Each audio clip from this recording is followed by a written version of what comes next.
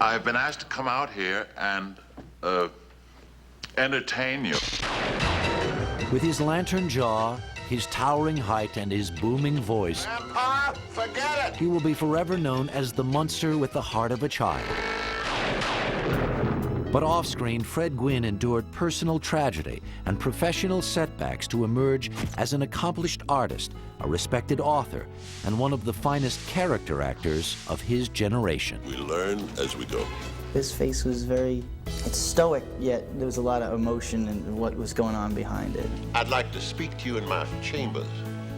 Fred was not the Hollywood Anglo-Saxon handsome, so acting was a way of, see, I'm as good as. They love me out there. I got them right in the palm of my hand. As a TV dad, he was the best you could ask for. I'm doing this for Eddie. It was like this very small, shy person in this huge presence of a man. My father was very, very funny, a talented artist, a generous man with a very, very loud voice. That's what I heard! Fred Gwynne was just a great big teddy bear.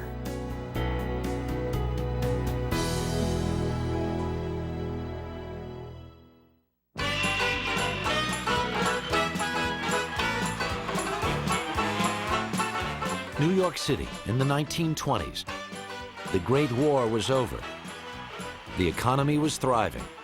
And the blue bloods of Manhattan's cafe society were kicking up their heels at speakeasies around the town. It was in this atmosphere of parties and privilege that Frederick Hubbard Gwynne was born on July 10, 1926. His father, Frederick, was a successful stockbroker whose gregarious and whimsical personality delighted his young son. Fred's mother, Dorothy, was a strong-willed and artistic woman who had created the popular comic strip Sonny Jim. But once her son was born, Fred became the center of her universe. She had tried to have children before him, and I think 2 or 3 had died. So he was sort of a miracle baby for her, and she, just showered him with praise and love and attention. Doted on by his mother, Fred enjoyed all the benefits that wealth allowed as he came of age surrounded by America's aristocracy. I remember Fred telling me that in the wintertime, his dad used to have a house down in Palm Beach in Florida, right next to Joe Kennedy's house. So they moved in those kinds of circles. But in 1935, the 8-year-old's idyllic existence ended when his father unexpectedly died after a routine sinus operation. Shattered by the loss of the man he adored, the lonely youngster often withdrew into an imaginary world he created in his sketches, a talent he shared with his mother. He was always drawing, and I'm sure that his mother loved it since she was a cartoonist herself, and so she would encourage him to do that. You couldn't keep a pen out of his hands. Fred's mother also nurtured him through his awkward years at school, when a sudden growth spurt set the adolescent apart from his peers. Can you imagine a kid who was that tall and gangly, and you'd think he would be ostracized more than embraced? And I think his mother just made him feel so comfortable with himself that he was just very well liked. In 1939, 13-year-old Fred entered Groton, an elite and highly competitive East Coast prep school. Fred became an outgoing and popular student. He sang in the school choir, and he excelled in his art classes, studying under the noted portrait artist R.S. Merriman. As the young student's passion for art grew, he studied everything from the Impressionist to the 19th century political cartoons of Honoré Daumier. He also joined the drama program, which allowed him to express his whimsical personality. But throughout Gwynne's high school years, a dark cloud hung over the young men at Groton. In 1941, America entered the Second World War, and patriotic teens everywhere were eager to fight for their country. When Fred graduated in 1944, he immediately enlisted in the United States Navy. For 2 years, the 6'5" seaman served aboard a sub-chaser in the Pacific as a radio operator. You almost went insane. The Morse code constantly in your ear, going on and keeping up. He wept before the captain, he said, because he wanted to get out of it. He'd do anything, so he wept. And somebody said, "Aren't you ashamed of yourself?" But he got out of radio duty. After 2 years at sea, Gwynne was ready for an intellectual challenge, which he found at Harvard University. It was here that the undergraduate discovered an outlet for his artistic talent and wicked wit on the staff of the Harvard Lampoon, joining forces with fellow classmates John Updike and George Plimpton.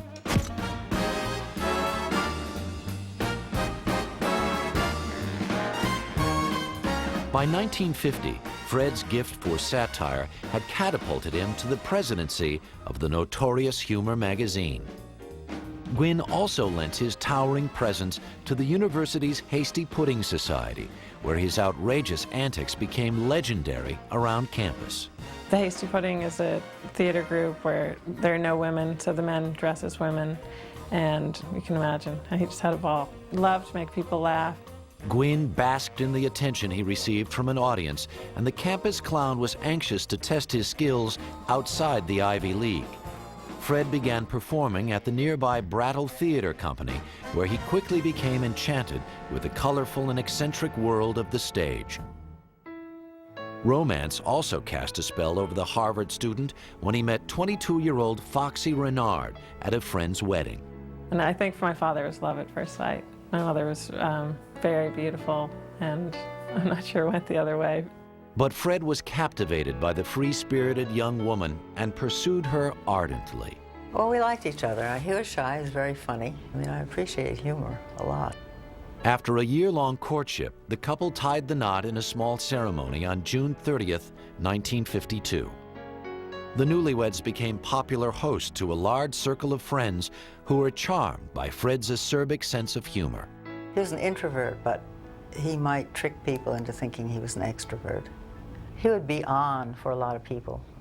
You know, he'd play a role and they'd think that they were very popular with him, haha, till they'd leave and he'd say, "Oh, Christ, what bores." After a successful run as Bottom in the Brattle Theater production of A Midsummer Night's Dream, the 25-year-old performer felt emboldened enough to try his luck in the Big Apple. New York in the early 1950s was the artistic hub of the country. The new medium of television was thriving, and Broadway was producing some of its biggest hits. Fred and Foxy moved into a modest apartment, and Fred hit the pavement looking for work. But initially, he met some resistance. People said he was too tall or too thin or, you know, had a lantern jaw or something. But then, obviously, other people saw that he had talent. People were just swept up by that. The novice actor quickly landed his first Broadway show with a supporting role in Mrs. McThing, starring the illustrious Helen Hayes. The following year, Fred was overjoyed at the birth of his first son, Kieran.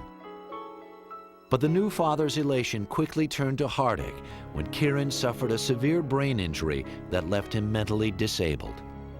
He had a subdural hematoma when he was about a year and a half and had brain surgery, which in those days the scar went from ear to ear. And from the surgery he developed epilepsy and had grand mal seizures, which was very hard. My father needed to have a perfect son. So I think it was hard, as it is for any parents, to have a child that isn't exactly perfect. And that it was the first child was harder still. To escape his anguish, Gwynne threw himself into his work. In 1954, Fred made the acquaintance of director Elia Kazan, who gave him a bit part as one of Lee J. Cobb's henchmen in On the Waterfront. That same year, Foxy gave birth to a daughter, Gaynor. Although he had little interest in the day-to-day tasks of fatherhood, Fred grew to be a delightful companion for his children. They all adored him. They all thought he was very funny, you know, and great fun, but he didn't do much. And he'd go off in the studio and spend hours there, painting or learning the guitar or something, and so he wasn't really involved. But Gwynne took his responsibilities as a breadwinner seriously. With the cost of Kieran's special needs escalating, Fred accepted a job as a copywriter at the J. Walter Thompson Advertising Agency. For the next 5 years, he juggled his ad job with a variety of stage and television appearances, including roles in such prestigious live shows as Studio One and Kraft Television Theater. He had a wonderful boss who said, you know, if you have a job, I'll fix it so you can take the time off and do it. So that was fairly unheard of. So he worked quite a lot. In 1958, Gwynne's active imagination drove him to create Best in Show, a fanciful book featuring his portraits of pets and their look-alike owners. 2 years later, he published What's Nude, a volume of racy cartoons for adults.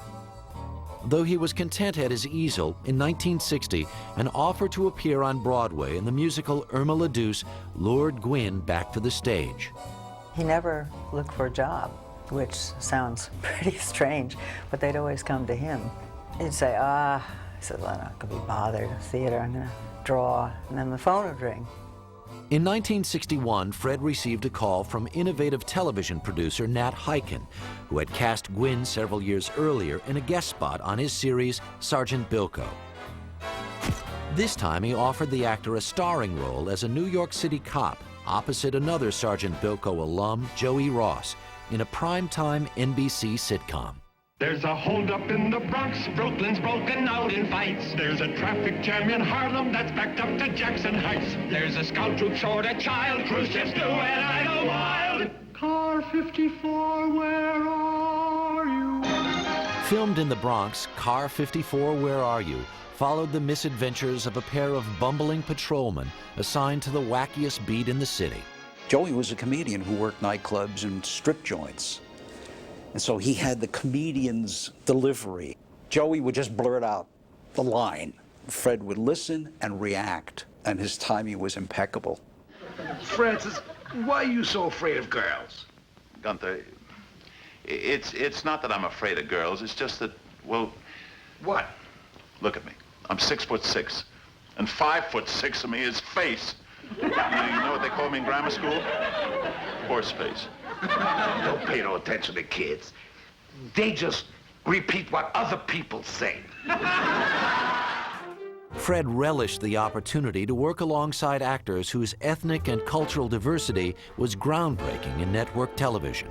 Among the talented cast were Hank Garrett, Al Lewis, and Nipsey Russell. Most comedies were pretty, white bread back in the early 60s, and you wouldn't get a lot of racial blending, but it was probably more progressive at the time than we would think it is by looking at it now. Off-screen, Fred and co-star Al Lewis formed a close friendship. I got to know Fred, from working the show, 5 days a week. Became very friendly with Fred. He was very open, very warm, a good guy. Really, really good guy. The show became an immediate hit, and 35-year-old Fred Gwynne became a household name. And when he and Foxy celebrated the birth of their third child, a son, Dylan, the rising star was happier than ever. But on July 12, 1963, while on the set of Car 54, the actor received the devastating news that his infant son, Dylan, had drowned in the pool of the family's new house in Bedford. Fred was inconsolable. The pain of losing a child put an overwhelming strain on Fred and Foxy's relationship, and the couple separated. I would say that was horribly traumatic for my parents, but maybe even more so for my father, since that was the perfect boy. He finally had one that was perfect, and I'm sure it was just devastating.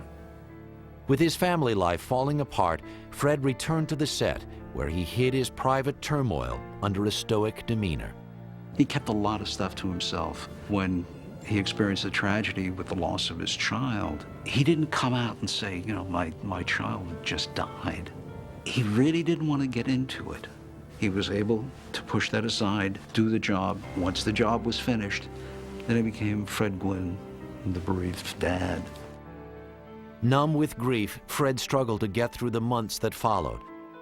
Burying himself in work, he juggled a Broadway show with his TV series until Car 54 was canceled after a 2-year run.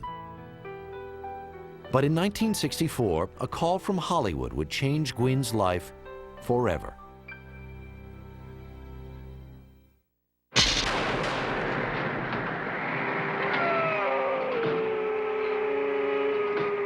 This is, where you live? Yep, this is it. Come on in and have a cup of coffee. I want you to meet my aunt and uncle. Within months of Car 54's cancellation, Fred Gwynne was offered the lead in a proposed television show based on the classic movie monsters Frankenstein, Dracula, and the Wolfman. The comedy would center on an eerie family of monsters living in the middle of a typical suburban neighborhood. Hi, Uncle Herman. Hello, Marilyn. I'd like you to meet my date. This is Jack. What's the matter with me, anyway?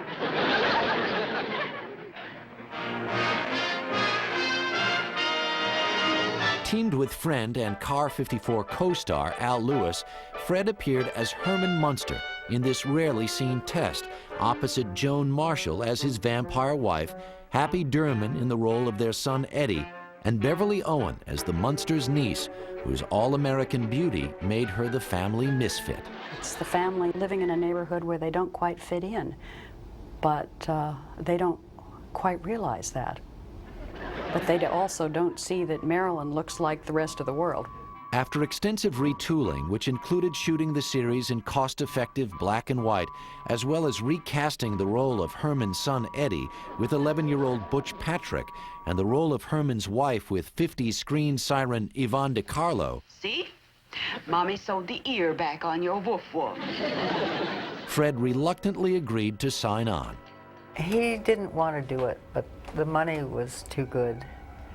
And he thought, well, he'd try it. The whole idea kind of turned him off.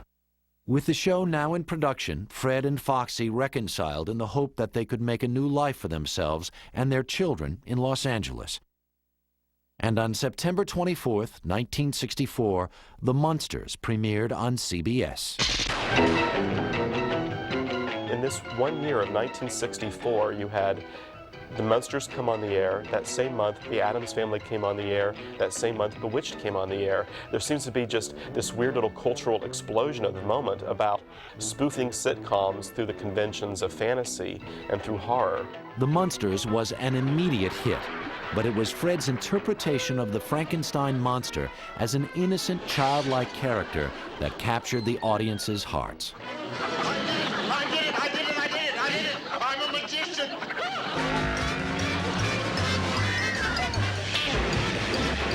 The inventive actor used many tools to bring his character to life. He created a unique voice by adapting his mother's lyrical vocal tones. Patience, Peter Pan. You may not believe this, but I'm Secret Agent 702. Well now, how about that? And when he added the hearty guffaw of a prop man to his portrayal, Herman's laugh became his trademark. He really immersed himself in that role, and that's one of the things that most people aren't aware of when they see the Herman Munster character, of how good a job and how good an actor he really was to pull that off. I put Lily in the cabinet. I pull the curtain. I said a few magic words. And I pushed the button. And then I opened the curtains, and she was gone. Grandpa, you've got to help me. Lily, you come back! Hi, Mom. I'm glad you're back. Papa's really cracking up. Another high point of the show was the special comedic rapport that Fred and Al Lewis shared on screen. They worked well with each other, and they really were up there, as far as comedic teams with, Laurel and Hardy, Abbott and Costello, you name them. Grandpa, did you hear a door slam? Yes, I did hear a door slam. Was it a back door? No, it wasn't a back door. Was it a side door? No, it wasn't a side door. What kind of door was it?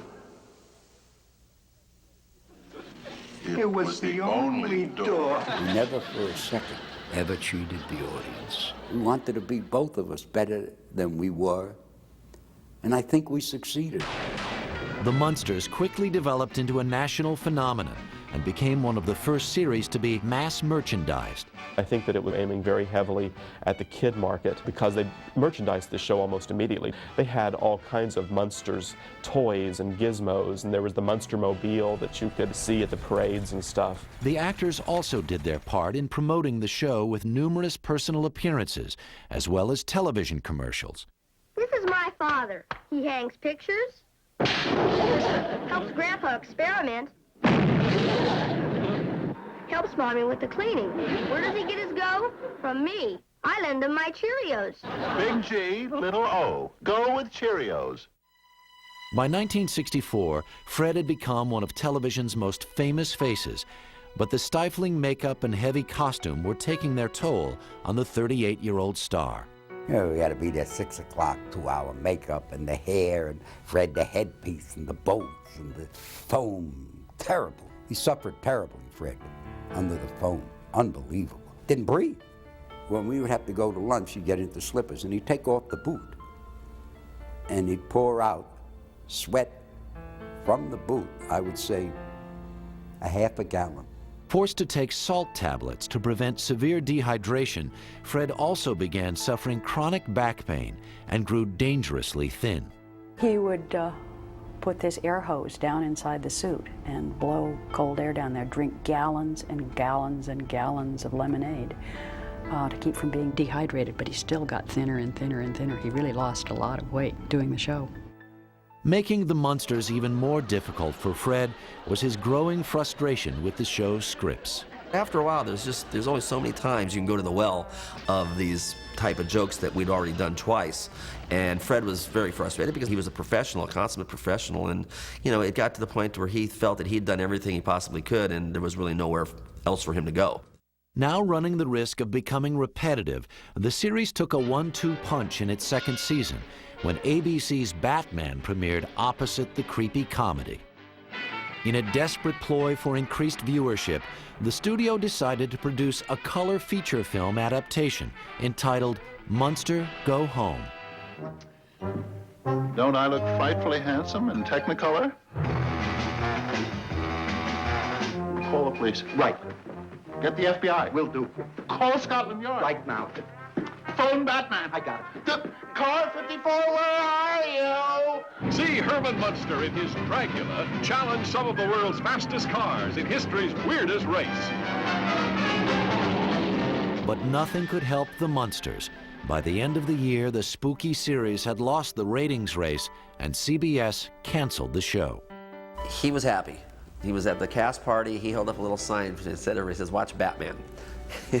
He had no problems. He was ready to go. He wanted to go, and it was time. And he was very, very happy to return home.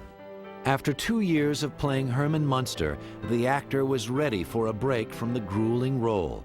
But for Fred Gwynne, escaping the part that had made him famous would prove to be more difficult than he could ever have imagined.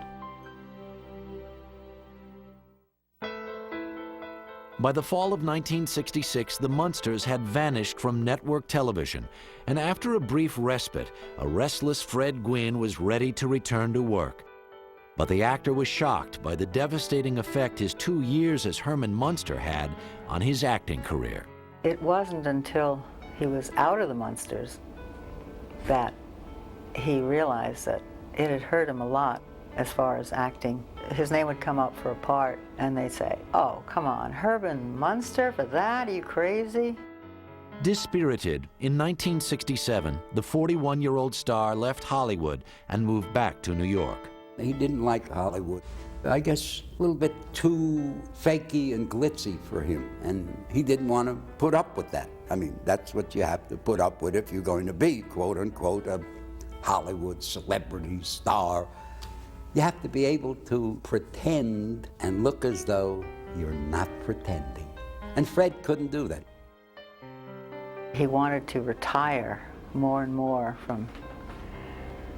from life, from doing anything, from appearing in public, from giving autographs. Fred was now free to spend more time at home with his family, which had grown to include another daughter, Madden, and a son, Evan. But even the arrival of 2 more children could not mask the fact that Fred and Foxy's relationship was on rocky ground. Their marriage was not happy, and there was a lot of fighting, a lot of disagreeing. You know, like every good Irishman, my father did like his cocktails, and that only led to louder voices and more disagreements. The animosity grew exponentially. As life at home was becoming unbearable, Fred found refuge in the relative security of the sound stages, taking whatever roles were offered in an effort to change the public's perception of him. In 1969, he accepted a part in NBC's made-for-TV musical, The Littlest Angel, co-starring Johnny Whitaker. That same year, the distinctive actor was seen as the grotesque villain in the television version of Arsenic and Old Lace. Then in 1970, NBC hired Gwynne to star in an upcoming series titled Anderson and Company.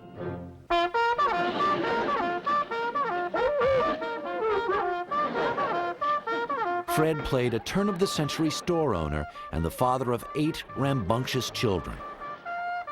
Let's get one thing clear. This is a place of business, not a kindergarten. Oh, you're raising your voice.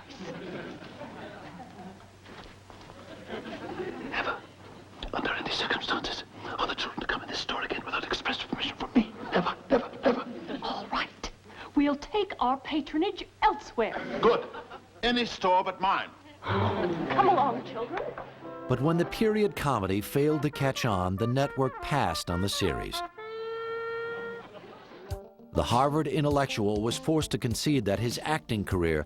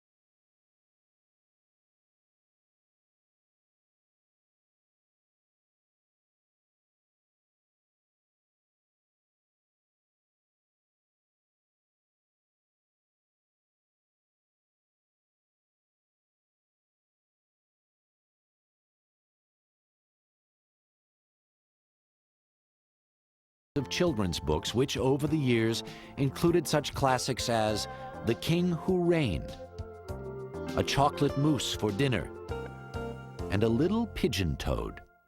While the books were hugely successful, Gwynne still felt he had to prove himself as a serious actor and decided to return to the small stages of New England where his career had begun 23 years earlier.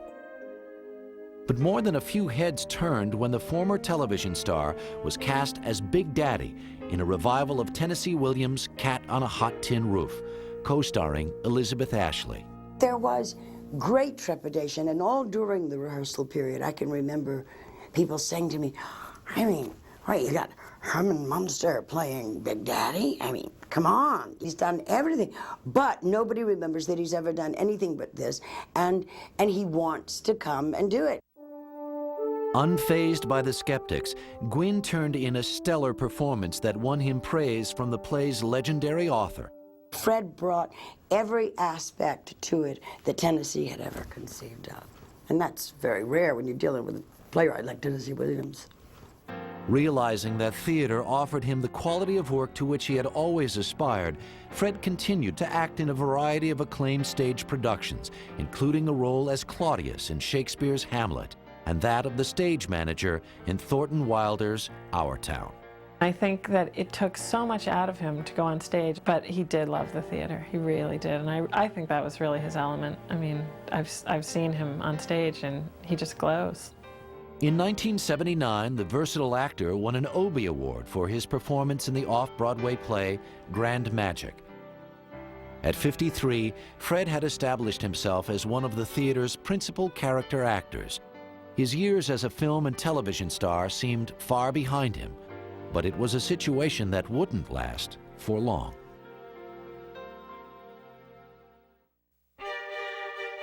In 1979, 53-year-old Fred Gwynne was approached by Italian filmmaker Bernardo Bertolucci.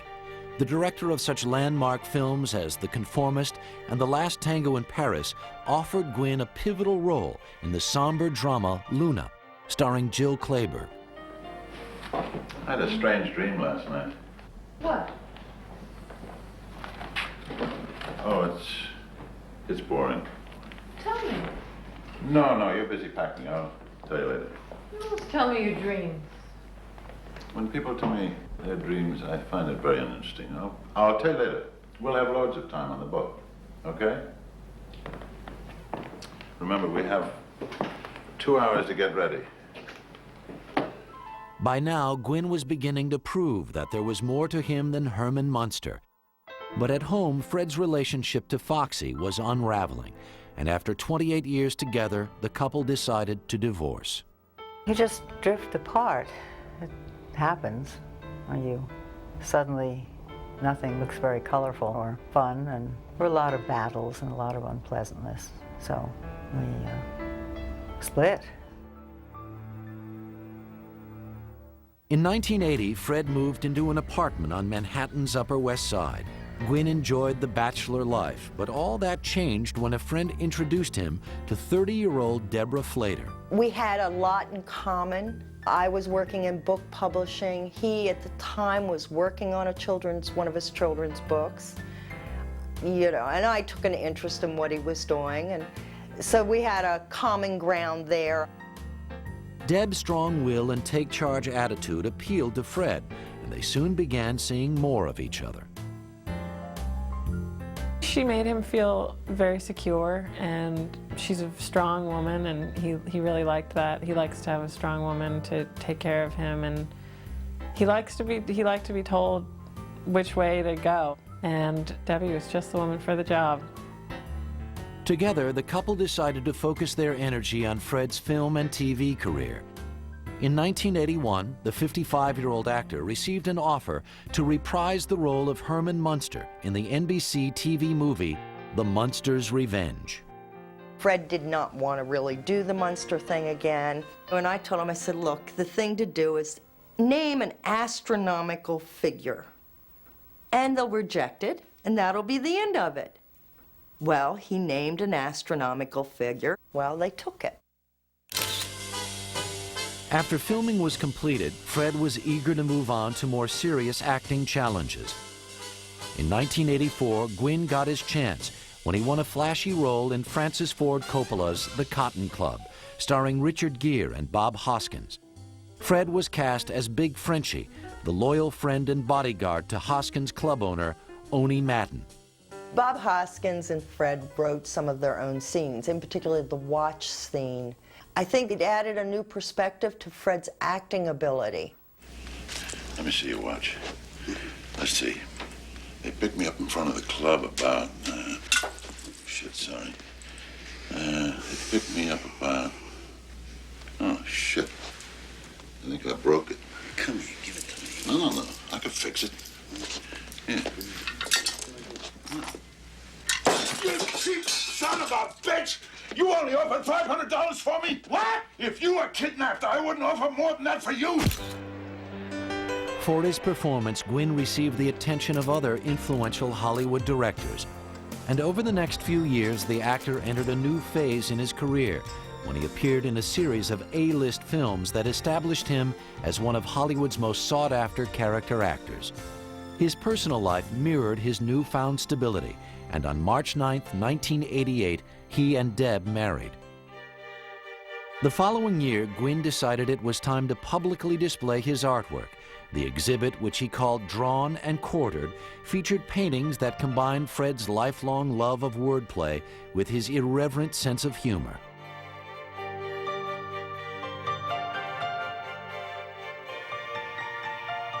He was a spiritual person. He was very interested in the hereafter and who God was and what power that makes us all tick. And he expressed a lot of that in his paintings. Opening night, I mean, it was, a zoo. People standing outside. everyone was, you know, really excited about it. At an age when most people are retiring, Fred Gwynne was at his creative prime. He continued to turn in standout performances in such films as Stephen King's Pet Sematary and the heist comedy Disorganized Crime, starring Lou Diamond Phillips, Reuben Blades, and Daniel Roebuck. We need another 900. Why don't we just take out a loan? We can hit one more. Are you out of your mind? We're gonna get nailed. This isn't Miami, you know. Every cop they have will be swarming over that market. If we hit another right now, they won't be ready. They won't be ready? I'm not ready. I haven't done this since I was 17. Go. I can't believe I'm doing this. The film was shot in Montana, and Gwynne, who had developed a fear of flying, traveled to the location in a custom motorhome with Deb. Still newlyweds, the couple's playful chemistry lit up the set. Fred and Debbie seemed really like they saw life the same way. You know, they played the same way, they talked the same way, and they just seemed perfect together. The movie received only modest attention, but critics singled out Fred's subtle performance as a highlight. Although the 63-year-old actor was now working steadily, Fred grew irritable and restless. He was very emotional. There were times when you would almost feel he was manic depressive because it would be that extreme. But it was more, he would become frustrated with himself if he wasn't working. It would bug him, and he would drive you crazy about not working. But then when he was working, he'd drive you crazy about working. After years of personal and professional highs and lows, the lanky star was ready to put his career on the back burner and seek out a more tranquil way of life. But now that Fred was anxious to retire, he found himself in greater demand than ever before.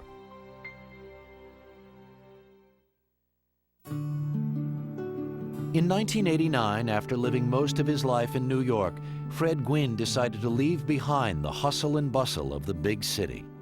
We both realized that we really missed the country. We thought, boy, wouldn't it be nice to have a place in the country. The couple purchased a farm in rural Maryland, where Deb had grown up. Well, at that time it was 280 acres, and we added 10 more to it. But the house was unlivable. Most people would have bulldozed the house, but we felt it had character, it was old, it had history, and it was fun to do. While Deb struggled to turn the ranch into a profitable venture, Fred focused on his art. They had to build him a big studio. He had this big, beautiful, spacious studio, and he got so much work done. But I have a feeling that he missed the city sometimes and missed just the pulse, the beat of city living and sort of the excitement of it all. To help finance the costly renovations, the actor turned to the lucrative world of commercial voiceovers, and his rich bass baritone could be heard in a variety of TV ads, such as this one for Dreyer's Ice Cream. Doing things the old-fashioned way does take a little extra time, but it's worth it. Because it keeps the greedy little rugrats away from her Dreyer's almond praline.